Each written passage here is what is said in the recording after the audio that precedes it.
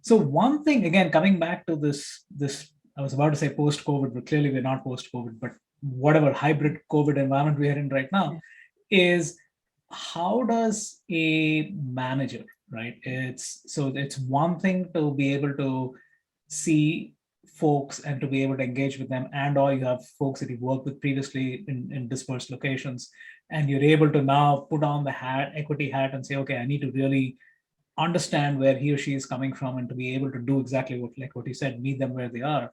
But in this hybrid environment where maybe somebody is not comfortable coming on a video on a Zoom call, but then using the equality hat, which is, hey, we need to see each other's faces, we need to engage. So, I mean, what have you seen in terms of managers and leaders in particular who haven't had the equity training to begin with? How do they deal with this hybrid environment, which is challenging even for people who are, let's say, coming from the same background and have the same experience? So let's put aside the word equity for a little while, because the word equity makes people feel quite uncomfortable sometimes, because people link equity with entitlement, and that's not where it comes from. Equity is about thriving. So if we're talking about equity as thriving, let's talk about preferences, and let's talk about attitude and aptitude. So I don't know about you, but my experience is that people that have come from behind the line have often have to work harder and adopt a real attitude of continual improvement and stretch to get where they are, because they've had to work that little bit harder to achieve their goals.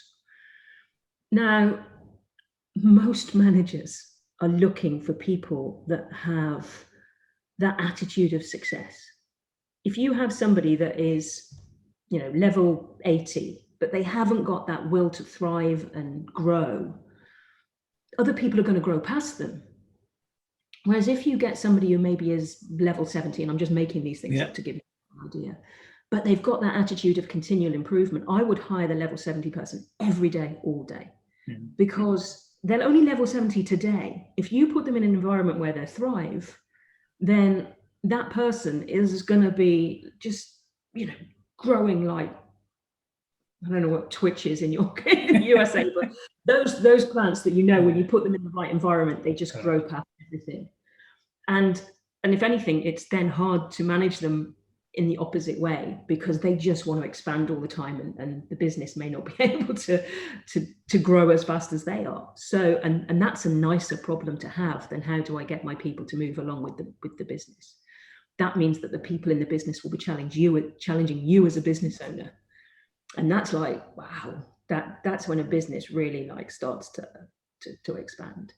So then we're having a different conversation. There is a brilliant book that I recommend to startup business owners when I'm mentoring. And this book is called First Break All the Rules. And I love that book. I love it. If you haven't read it, Ashwin, I really... So I'm going to make a note of that. First Break All the Rules. Got it. Okay. And basically, I'm a metrics girl. I love metrics. And humans don't kind of fall into metrics very often. But what Gallup did, who are a metric company, is they analyzed kind of the top 500 and the top 1,000 businesses in the world, and particularly in the US, where a lot of this data comes from. And from those businesses, they found the most successful managers and the most successful teams, and they analyzed what the difference was in management styles. And what they came up with was almost like a Maslow's hierarchy of how to treat people to make them thrive and to enable them to deliver their best. And that's the difference between a sucky bottom line and an exceptional bottom line in terms of profitability for a business. So this is really great stuff to do.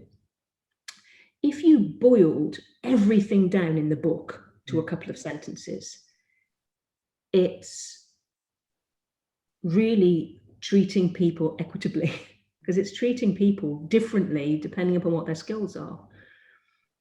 To use a football analogy, and I'll use American football because use an American football analogy, you wouldn't take your star player, your like quarterback. Mhm. You wouldn't take your quarterback and put him on the outside in a different position while you're training him. You wouldn't go, do you know what, you're a quarterback, you're really great at quarterback, but what I'm going to do is train you in a different role. Yeah. And then I'm going to judge you on that, even though it's not why I hired you and it wasn't your primary skill set.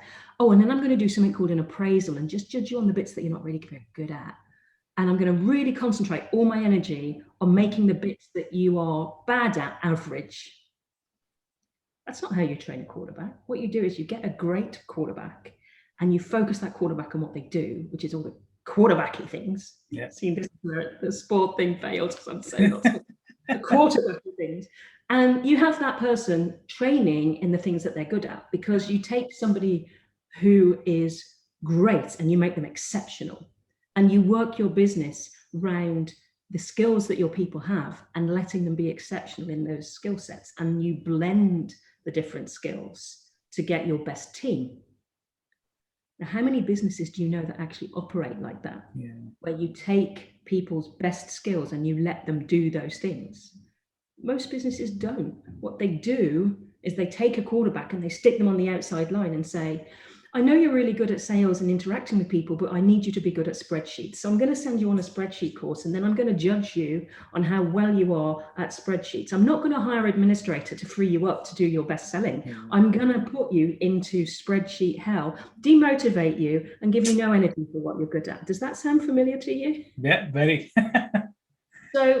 So really, equity is about, in some ways, recognition of where people's natural flow is and supporting it.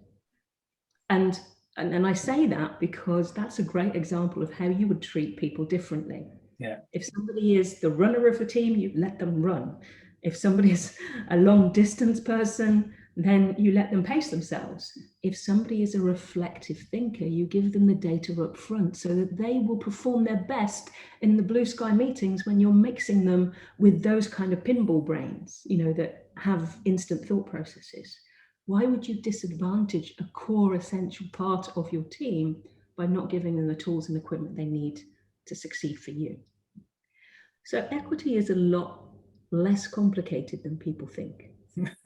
No, I think that's I think it gives great perspective in terms of how you embrace this, right? Because you're right. I mean, it does for the uninitiated. I can see I have to spend so much time and learn more and all that.